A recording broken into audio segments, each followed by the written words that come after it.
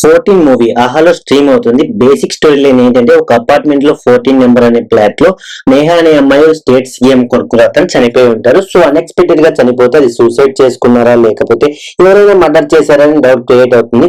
So reason ఏంటి, ఏం జరిగి ఉంటుంది అనేది remaining part of the film. మూవీని బాగానే స్టార్ట్ అవుతుంది, బట్ కాసేపు ఉన్నాక కన్ఫ్యూజన్ డ్రామా క్రియేట్ చేశారు. ఒక సీఎం కొడుకు అలా ఒక అమ్మాయిని ప్రేమించి ఎందుకు చనిపోతారు, but as a chief minister కొడుకు ఆ పవర్ తో ఎంజాయ్ చేస్తుంటారు. ఆ అమ్మాయి కూడా డాక్టర్ అయి ఉండి కూడా ఆ ప్రొఫెషన్ వదిలేసి తనతో ఎందుకు ఇలా రొమాన్స్ చేసుకుంటూ తిరుగుతుందో అర్థం కాదు. వీళ్ళకి లైఫ్ లో అన్ని వదిలేసి ఎందుకు ఇలా ఉంటారో అది కూడా సరిగ్గా చెప్పలేకపోయారు. రైటింగ్స్ కూడా చాలా వరెస్ట్ గా ఉన్నాయి. ఒక క్యారెక్టర్ కూడా ప్రాపర్ గా బిల్డ్ చేయలేదు. మూవీ క్యారెక్టర్స్ అలా బిహేవ్ చేయడానికి రీజన్ ఏంటో తెలియదు.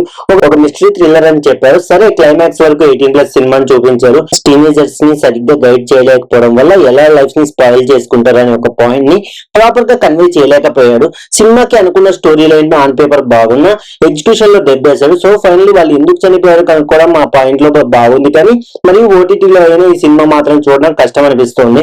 సో ఫ్యామిలీతో అసలు చూడకండి, స్ట్రిక్ట్లీ 18+ సినిమా ఇది, సో అవాయిడ్ చేయండి. సినిమాటోగ్రఫీ ఓకే, సాంగ్స్ బీజిఎం అంతగా ఏం లేదు, చెప్పుకోవడానికి ఏం లేదు, ఎడిటింగ్ పర్లేదు.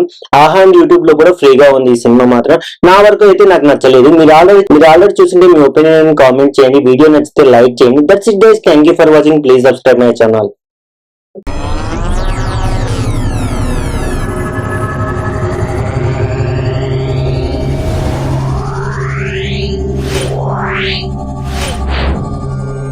Yeah.